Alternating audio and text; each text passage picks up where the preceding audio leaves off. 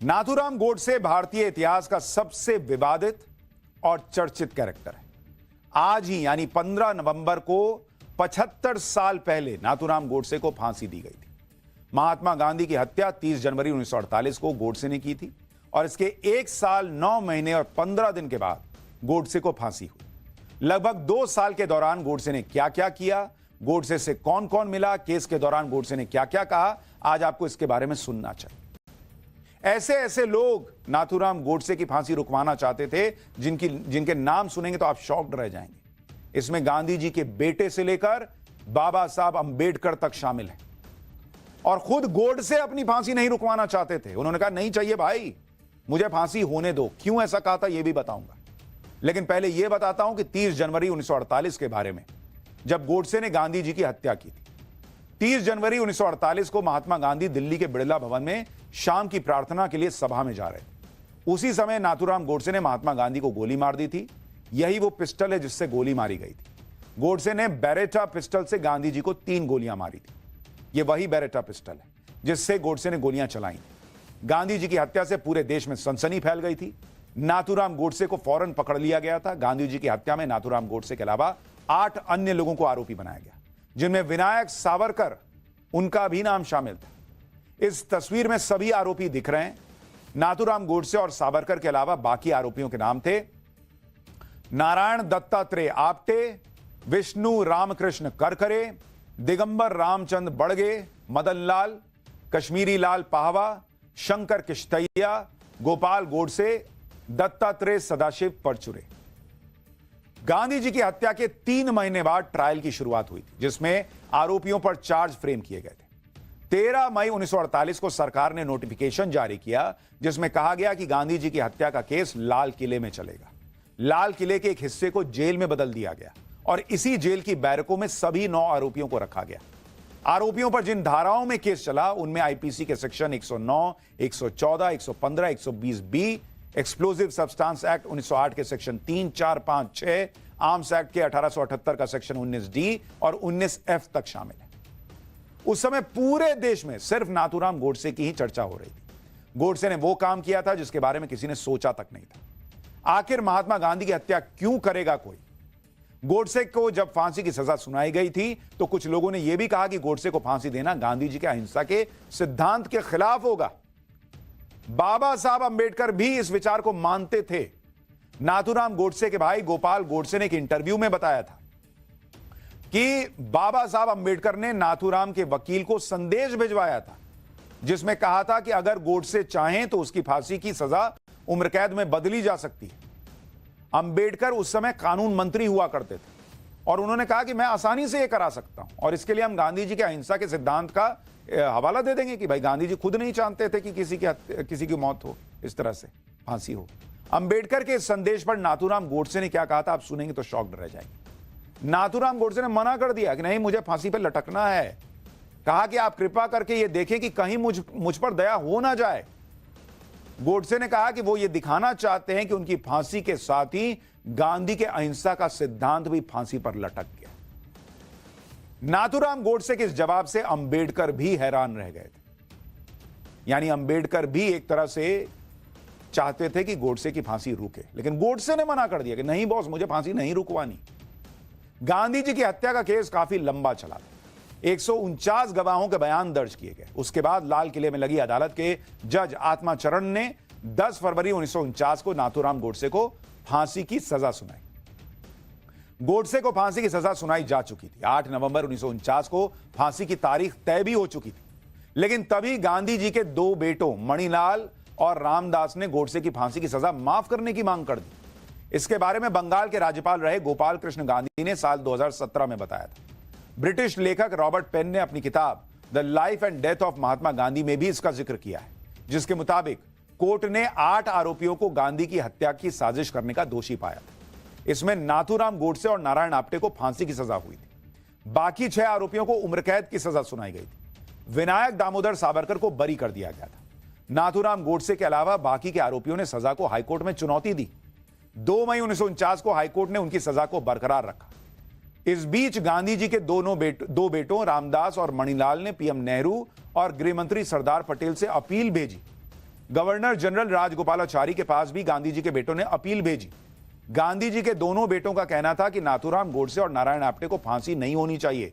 महात्मा गांधी खुद फांसी की सजा के खिलाफ थे, इसलिए दोनों को माफ कर दिया जाए। इस अपील के बाद 8 नवंबर को नाथूराम गोडसे की फांसी रोक भी दी गई। नाथूराम गोडसे और नारायण आप्टे उस समय अंबाला जेल में बंद थे। गांधी जी के बेटों की अपील पर नेहरू, सरदार पटेल, सी राजगोपालाचारी ने विचार किया। तीनों ही इससे सहमत थे कि फांसी की सजा माफ करने का कोई सवाल ही नहीं उठता। इसके बाद गांधी जी के बेटों की अपील को ठुकरा दिया गया। लेकिन उससे भी बड़ी बात यह कि गोडसे ने खुद, जब हाईकोर्ट में अपील हुआ था मामला, तो खुद अपने लिए अपील नहीं किया था कि मेरी फांसी की सजा रोक।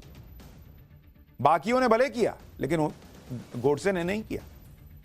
दूसरों के लिए कहा कि भाई उनकी सजा कम होनी चाहिए। गांधी जी के बेटों की अपील की वजह से गोडसे की फांसी 8 दिन के लिए टल गई थी। महात्मा गांधी के एक बेटे देवदास गांधी ने जेल में नाथूराम गोडसे से मुलाकात भी की थी, जिसके बारे में नाथूराम के भाई गोपाल गोडसे ने अपनी किताब गांधी वध क्यों में लिखा है। गोपाल गोडसे ने अपनी किताब में लिखा कि देवदास शायद इस उम्मीद में आए होंगे कि उन्हें कोई विभत्स चेहरे वाला, गांधी के खून का प्यासा कातिल नजर आएगा, लेकिन नाथूराम सहज और सौम्य थे। उनका आत्मविश्वास बना हुआ था। देवदास ने जैसा सोचा होगा उससे एकदम उलट हुआ। नाथूराम गोडसे ने देवदास गांधी से कहा, वो नाथूराम विनायक गोडसे हैं, आज तुमने अपने पिता को खोया है, तुम्हें दुख पहुंचा है। तुम पर और तुम्हारे परिवार को जो दुख पहुंचा है, इसका बड़ा दुख है। यह काम किसी व्यक्तिगत रंजिश के चलते नहीं किया है, ना तो तुमसे कोई द्वेष है और ना ही कोई खराब भाव। इस पर देवदास ने, जो गांधी जी के बेटे थे, उन्होंने गोडसे से पूछा कि तब तुमने ऐसा क्यों किया। जवाब में नाथूराम गोडसे ने कहा कि केवल और केवल राजनीतिक वजह से। गोडसे ने पुलिस से और समय मांगा जिससे वो देवदास के सामने अपना पक्ष रख पाए, लेकिन पुलिस ने ऐसा नहीं करने दिया। गांधी जी के बेटे चाहते थे कि गोडसे की फांसी माफ कर दी जाए। अंबेडकर ने भी गोडसे को फांसी की सजा कम करवाने की बात कही थी, लेकिन गोडसे खुद नहीं चाहते थे कि उनके साथ कोई दया दिखाई जाए। गोडसे ने कोर्ट में गांधी जी की हत्या की बात कबूल की थी और गांधी जी की हत्या की वजह भी बताई थी। नाथूराम गोडसे को जब फांसी की सजा सुनाई गई तो उसके बाद कोर्ट में गोडसे ने अपना बयान पढ़ने की इजाजत मांगी। गोडसे ने कोर्ट में कहा था कि 32 सालों तक गांधी ने विचारों में उत्तेजना भरी, लेकिन जब गांधी ने मुसलमानों के पक्ष में अपना अंतिम उपवास रखा तो लगा कि अब गांधी के अस्तित्व को तुरंत खत्म करना होगा। महात्मा गांधी ने दक्षिण अफ्रीका में भारतीय समुदाय के लिए बहुत अच्छा काम किया, लेकिन भारत आने पर उनकी मानसिकता ऐसी बन गई कि सही और गलत का फैसला लेने के लिए वो खुद को आखिरी जज मानने लग गए। यानी गोडसे को लगता था कि गांधी जी किसी की नहीं सुन रहे थे। अगर देश गांधी के नेतृत्व को स्वीकार नहीं करता था तो वो कांग्रेस से अलग राह पर चलने लगते थे। या तो कांग्रेस को गांधी के लिए अपना रास्ता छोड़ना होता था, या फिर गांधी की सारी सनक, सोच, नजरिए को अपनाना होता था, या फिर गांधी के बिना आगे बढ़ना होता। नाथूराम गोडसे ने गांधी पर भारत के बंटवारे का भी आरोप लगाया। गोडसे ने अपने बयान में कहा कि जब कांग्रेस के नेता गांधी की सहमति से देश के बंटवारे का फैसला कर रहे थे, उस समय देश का, जिसे हम पूजते हैं, जिस देश को, तो मन के अंदर भीषण गुस्सा भर रहा है। व्यक्तिगत तौर पर किसी के प्रति कोई दुर्भावना नहीं है, लेकिन मौजूदा सरकार का सम्मान नहीं करता क्योंकि इनकी नीतियां मुसलमानों के पक्ष में। नाथूराम गोडसे ने महात्मा गांधी के आखिरी अनशन पर भी सवाल उठाया, जो कथित तौर पर महात्मा गांधी ने पाकिस्तान को 55 करोड़ रुपए की मदद देने के लिए किया था, और जो मदद कहा जाता है कि मतलब बहुत सारे लोग चाहते थे कि नहीं दी जाए। सरदार वल्लभ भाई पटेल चाहते थे कि नहीं दी जाए, लेकिन गांधी जी के कहने पर कि 55 करोड़ रुपए दी गई।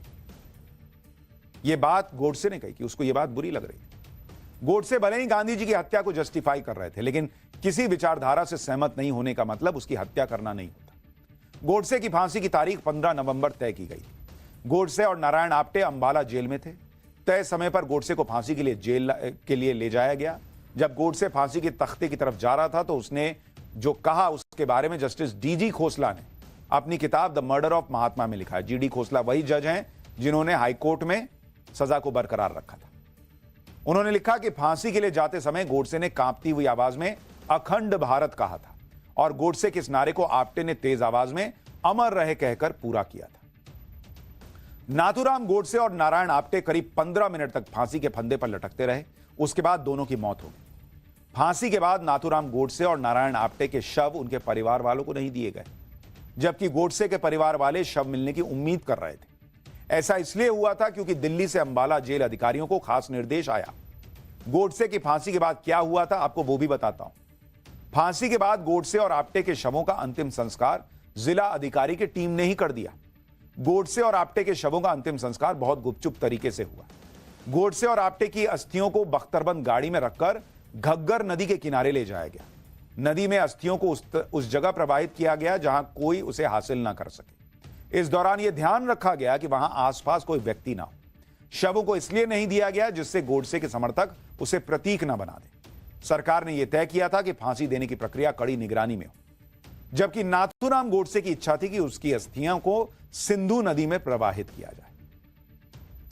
गांधी जी की हत्या के केस में गोडसे ने कोर्ट में बहुत सारी बातें कही, लेकिन गोडसे के बयान को बाहर नहीं आने दिया गया। नाथूराम गोडसे ने अदालत में अपने एक्शन के लिए जो तर्क दिए थे उससे वहां मौजूद लोग काफी प्रभावित हो गए थे। जस्टिस जीडी खोसला, जिन्होंने नाथूराम गोडसे की सजाए मौत को बरकरार रखा था, उन्हीं जज खोसला ने अपनी किताब the murder of Mahatma and other cases from a जजेस डायरी में इसके बारे में लिखा है। पंजाब हाईकोर्ट के तत्कालीन जज जीडी खोसला ने ही गोडसे और अन्य आरोपियों की सजा को बरकरार रखा था। जीडी खोसला ने लिखा कि गोडसे का कोर्ट में दिया गया भाषण इतना दमदार था कि इसने जो वहां लोग बैठे थे उनको भावुक कर दिया। कुछ लोगों की आंखों में आंसू आ गए थे। अगर उन लोगों को, उन दर्शकों को जूरी के तौर पर काम दिया जाता कि आप तय कीजिए कि गोडसे को सजा देनी है या निर्दोष साबित करना है, तो जज लिख रहे हैं कि वो लोग इतना प्रभावित हो गए थे गोडसे की बातों से कि वे भारी बहुमत से गोडसे के निर्देश होने का फैसला ले लेते जो पब्लिक वहां मौजूद थी।